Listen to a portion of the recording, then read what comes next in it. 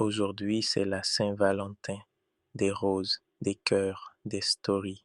Je t'aime pour toujours, mais laisse-moi te poser une question. Quand les fleurs fanent, quand les messages s'effacent, quand les émotions changent, est-ce que ton amour tient encore debout?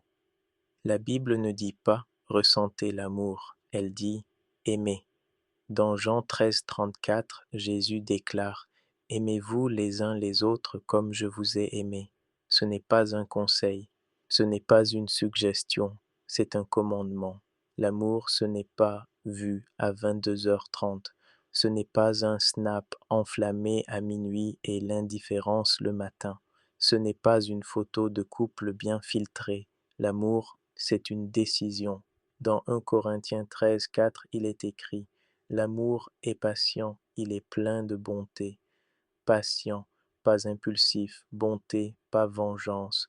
Aujourd'hui, on a une génération qui sait poster, mais qui a du mal à pardonner, qui sait afficher ses sentiments, mais qui fuit quand ça devient difficile. Le vrai amour ne disparaît pas quand il est blessé. Il ne coupe pas la relation au premier conflit. Il ne cherche pas à gagner l'argument. Il cherche à sauver la relation. Et Jésus va encore plus loin. Dans Matthieu 5, 44, il dit aimez vos ennemis. Ton ennemi, celui qui a parlé contre toi, celui qui t'a trahi, celui qui t'a humilié. Aimez-la, c'est surnaturel. L'amour n'est pas une faiblesse. L'amour est une force spirituelle. C'est la capacité de dire je pourrais me venger, mais je choisis d'obéir à Dieu. Et si tu penses qu'on peut être chrétien sans aimer, dans 1 Jean 4, 8, il est écrit celui qui n'aime pas n'a pas connu Dieu.